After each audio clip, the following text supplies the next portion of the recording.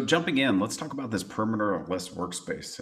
In my experience in this past year, it's been chaotic, it's been interesting, but also IT has really enabled and empowered our company to go through this massive transformation where we used to live and breathe in these offices and we had this wonderful office culture, but now everyone's remote.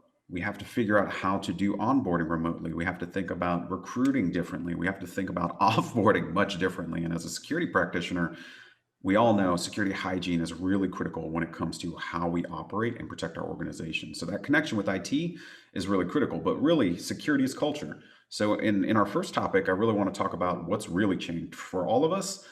Some of us never really slept, but now you're finding that you're working more in the confines where you're always on. You're always in this moment of really having access, the ability to work. And I think for a lot of folks, not so much travel this year. When you think about like what's going on, you're probably not going on vacations as much. That's leading potentially to more employee burnout.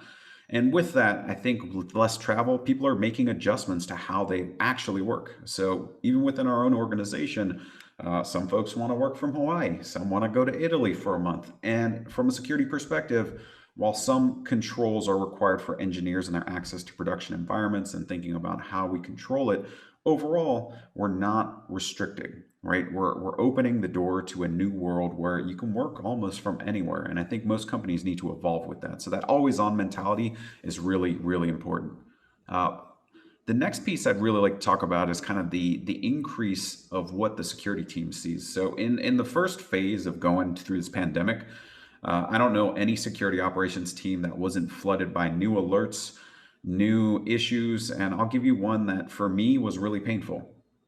Authenticating from new IP addresses and new environments, even if they're using your endpoint VPN control, you're still seeing some of their source IP from their homes. So during that first peak, when everyone's forced to go home and work from home, we had a huge volume of alerts, activities, endpoint alerts. And also, on top of that, we even made an adjustment where we offered to our employees, because of the challenges of being locked away, that you could use Zoom for your personal use. And that was something from our CEO as part of our changing culture. I love it. Amir Arad, he's a smart, brilliant man, and it made a lot of sense. And I even took advantage of that to set up chats, educate my family on how to use video a little bit more. But keep in mind that increases the aspect of having new activity, new behavioral patterns. And if you're using heuristics as part of your security program, you just have a lot more information. So now we talk about what that looks like. How much data and how much have we learned about our world when it comes to working from home, work patterns, behaviors, delivering software, push pull requests, getting a +1 on a pull request from another engineer? What I think is going to be fascinating is when we step back from this period of this year, for all the cultures in the companies that said we can only do this in an office and this is how we're successful, I'm pretty confident most have evolved rapidly, but there were already cultures that were 100% remote. I think for me, like HashiCorp's one of those that's very successful. GitLab's another one. They put a lot of their information out into the public realm because that's how they operate. Openness, transparency, and understanding that there are no actual offices. But with all that information, you have to be able to analyze it. And that's kind of what I do during my day job to help customers do it. I think it's just going to be interesting to see what teams actually take as lessons learned and apply it forward in 2021. And I'll share some of my insight as we keep moving forward. So when we talk about all these sort of scenarios, there are risks that come with it, right? So let's talk a little bit about some new unique ones. First one being increased attack surface. With everyone working all the time, with the amount of new user activity, with things where people are using their asset as more of a personal experience, you just have more things that can go wrong. You can actually see more test boxes coming up. You can see people experimenting a little bit more. So your attack surface is really growing and changing. There's plenty of great players and service providers in this space, but as a cloud security company that really focuses on how to do things at nightfall, like I think this is a great capability. How do you watch that data and where it goes? Now, the challenge for all those traditional controls, I think, is we have issues with mismanaging a lot of permissions, a lot of capabilities. And as we're moving into this world, how many people didn't deploy any new tech this year? I'm going to say it's probably not many. How many people deployed tech with a lot of change, a lot of opportunity, and actually spent the cycles to avoid things like Zoom bombing? I remember having this conversation with a lot of peers and companies where Our team spent a lot of time going and aggregating from, we had Blue Jeans, we had WebEx, we had Google Hangouts, we had so many of these things that last year we made a collective decision to choose one platform and really push all of our employees there to centralize, manage effectively, and have a better partnership between IT and security. As part of it, we configured the crap out of our Zoom capabilities. So when the Zoom bombing started, we kind of went like, okay, yeah, not a big deal. We actually did this and this.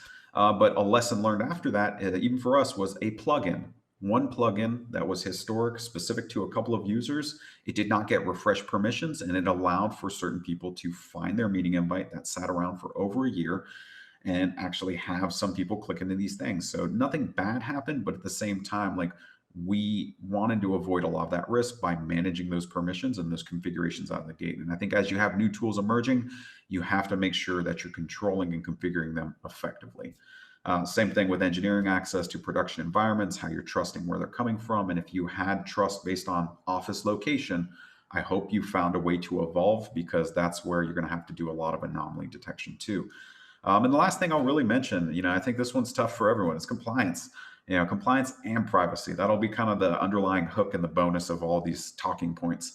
When we look at always on technology, high volume activity, all these things, I'm going to be honest, like, Michael, tell me about a Zoom call where, everything went smooth and you didn't learn something about someone from their background, the kids didn't run into their screen. Like, there's so many of these like these situations that can occur because we're in our home. We no longer have the split between work and home, and now it's kind of overlapped so much. There are sometimes privacy or personal privacy issues that could come up, but really it comes down to compliance too. Let's talk about COVID. Now, who had COVID in your company?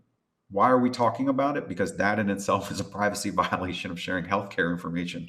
And even within, I think, most organizations, because they care about each other, because employees just generally want to know, and this was such a hot topic, you had to control that information effectively. Otherwise, you're going to introduce legitimately compliance issues for yourself, because you're trying to protect everyone else by maybe being over in the sharing or being a little bit too inclusive of the information. So that's something that I think was very unique to this year, like a flu, sniffles. We used to talk about those things simply, but having COVID and then what that meant to the office, especially if they went into a physical office during that early stage of kind of Q1, that was a unique scenario that everyone had to work through.